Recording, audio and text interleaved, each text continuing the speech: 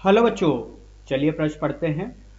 किसी टॉर्च के बल्ब पर 5 वोल्ट और 500 मिली एम्पियर अंकित है। बल्ब की पहला शक्ति, दूसरा इसका प्रतिरोध और तीसरा इसे 4 घंटे जलाने पर ऊर्जा का परिकलन कीजिए। तो आइए बच्चों, प्रश्न के लिए सर्वप्रथम मुख्य उदाहरण की चर्चा करते हैं।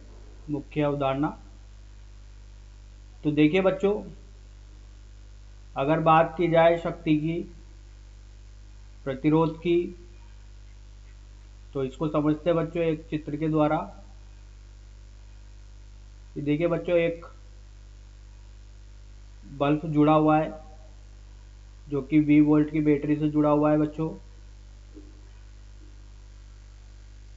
और देखिए बच्चों, इस बल्ब का जो प्रतिरोध है वो प्रतिरोध बच्चों R है और इसमें धारा प्रवाहित हो रही है बच्चों I। तो बच्चों, ओम के नियम से अपन बता सकते हैं कि धारा, प्रतिरोध और 20 वोल्ट की जो विभवांतर की बैटरी लगाई गई है, इनके बीच में संबंध होता है V बराबर IR। अब बच्चों, यहाँ पर अगर शक्ति की बात की जाए कि इस बल्ब की शक्ति कितनी होगी, तो देखिए जो शक्ति दी जाती है वो दी जाती है V विभवांतर गुणे धारा से दी जाती है। और अगर बच्चों यहाँ पर बात की जाए कि ये कितना ऊर्जा का, जलने पर ऊर्जा का क्या करेगी बच्चों, ये व्यय करेगी, तो ऊर्जा का जो व्यय दिया जाएगा बच्चों, ये दिया जाता है बच्चों ऊर्जा का व्यय E बराबर शक्ति गुणा समय से दिया जाता है। तो आइए बच्चों, इस मुख्य उदाहरण के आधार पर प्रश्न को हल करते हैं। देखिए बच्चों, 5 वोल्ट की बैटरी है तो V का मान बच्चों 5 वोल्ट दिया गया है और 500 मिली एम्पियर अंकित है। इसका मतलब धारा का मान कितना है बच्चों, 500 मिली एम्पियर।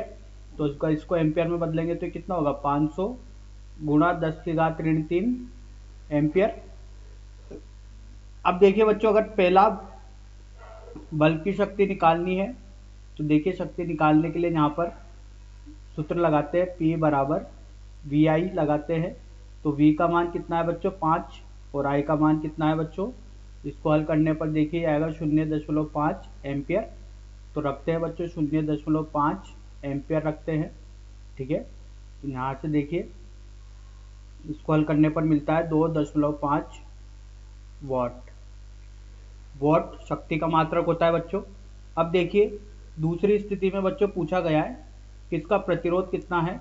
तो प्रतिरोध के लिए बच्चों ओम का नियम लगाते हैं, V बराबर IR,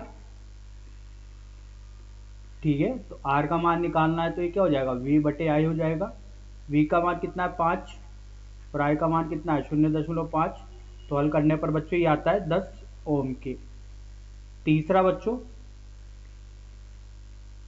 ऊर्जा का परिकलन करना है। तो ऊर्जा निकालने के लिए देखिए बच्चों कितनी ऊर्जा 4 घंटे में यहाँ पर व्यय होगी। तो T का मान बच्चों 4 घंटे हैं। तो देखिए यहाँ से सूत्र लगाते E बराबर